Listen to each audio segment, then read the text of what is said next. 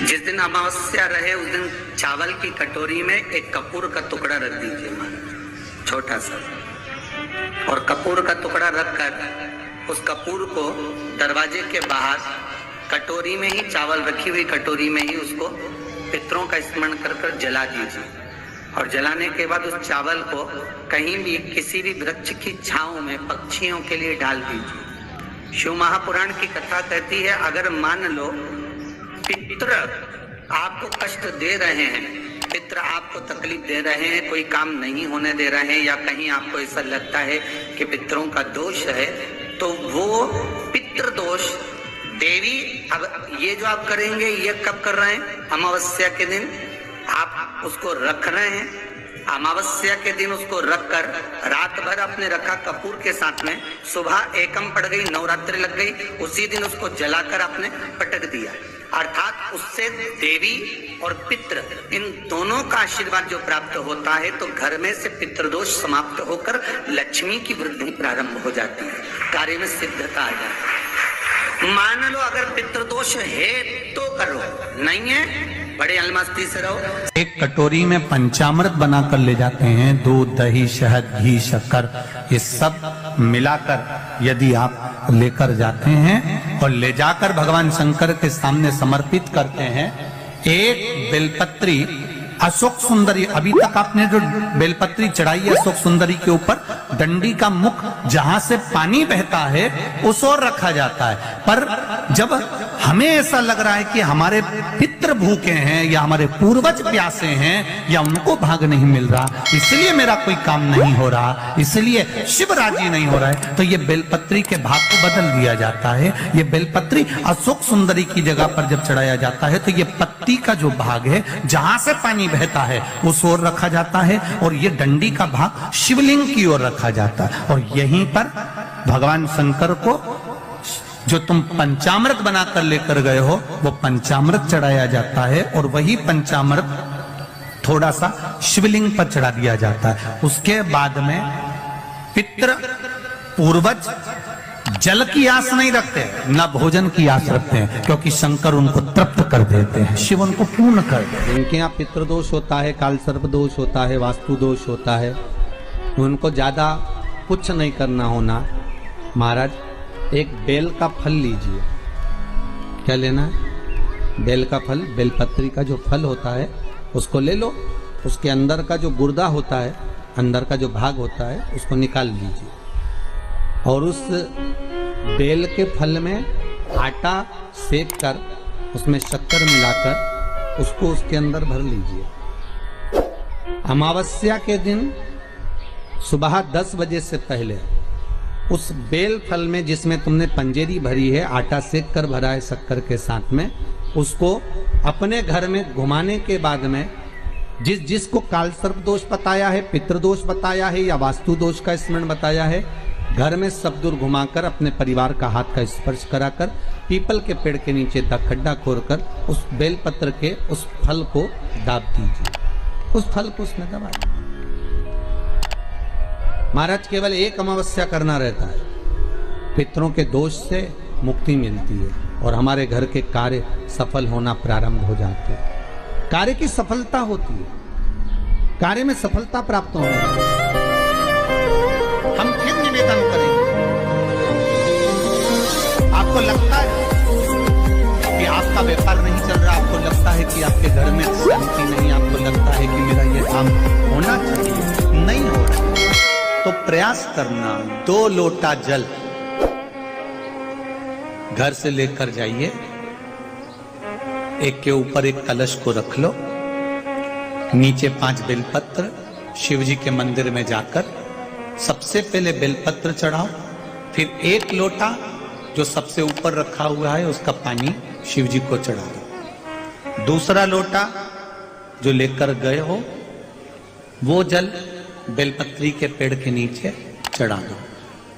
1 minute बैठकर श्री शिवाय नमस्तुभ्यम का जाप कर कर उस बेलपत्री के वृक्ष के नीचे, जहां पर 33 कोटि देवी देवता बुआरी लगाने के लिए आते हैं, जहां लक्ष्मी 24 घंटे रहती है, सरस्वती का निवास है, 64 योगनियां जहां निवास करती हैं, 33 कोटि देवता जिस बेलपत्री के नीचे रहते हैं, उस बेलपत्री के वृक्ष के नीचे 1 मिनट बैठकर श्री शिवाय नमस्तुभ्यम कहकर अपने दिल की बात मेरे बाबा से प्रार्थना करो और अपने घर पर आ जाओ।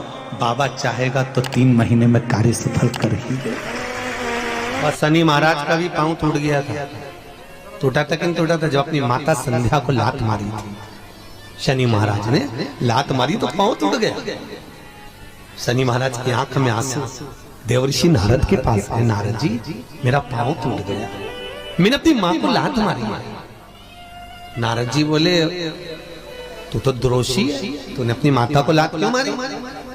कुछ करिए। कोई देवता नहीं अपनाया। तब भगवान नारद जी ने कहा शंकर जी के शिवलिंग की स्थापना कर, उसकी पूजन कर।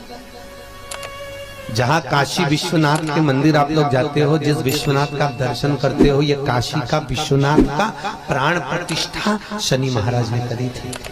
शनि महाराज के हाथ का शिवलिंग है और शिवलिंग की स्थापना कर शनि महाराज ने भगवान शंकर से मांगा। शिवजी प्रकट हुए, मांगो शनि तुमको क्या चाहिए? शनि महाराज ने कहा मेरा पांव टूट गया, आप कृपा करिए। भगवान शंकर ने कहा शनि तूने मेरा भजन करा है, जा तेरा पांव तो जुड़ेगा पर पांव में थोड़ी लचकता तेरी बनी रहेगी। दुनिया के लोगों को शनि लगता है और शनि को शंकर लगता है।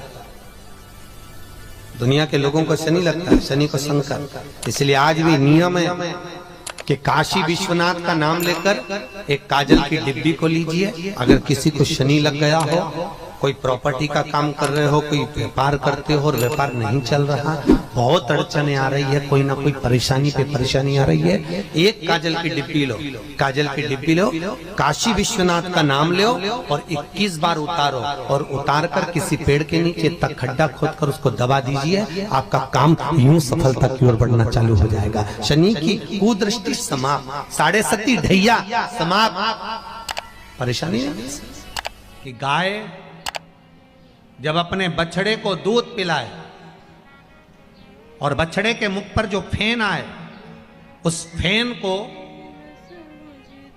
अमावस्या के दिन दोपहर में 12 बजे चम्मच में लेकर जो बच्चा चिड़चिड़ करता हो या पढ़ाई में मन नहीं लगता हो या दिमाग थोड़ा सा कमजोर हो, डॉक्टर के इसका विवेक काम नहीं कर रहा, बुद्धि काम नहीं कर रही है, उस बच्चे को 2 या 3 अमावस्या गाय जब बछड़े को दूध पिलाए, बछड़े के मुंह पर जो फेन आता है वो फेन उस बच्चे को पिला दिया जाए तो बच्चा विद्वान होता है, उसका विवेक काम करना प्रबल हो जाता है। 12 महीने आते किसी भी एक शिवरात्रि के दिन बाबा भोलेनाथ को, महाकाल को, काशी विश्वनाथ को, शिव जी का नाम लेकर, शंकर जी का किसी भी एक शिवलिंग का, ज्योतिर्लिंग का नाम लेकर सफेद कपड़े में गोबरी की भस्मी तैयार कर लो। गोबरी जानते हो ना, कंडा बोलते हैं, गोबरी बोलते हैं, कंडा बोलते हैं। तो कंडा, अलोना कंडा, अलोना कंडा जानते हो?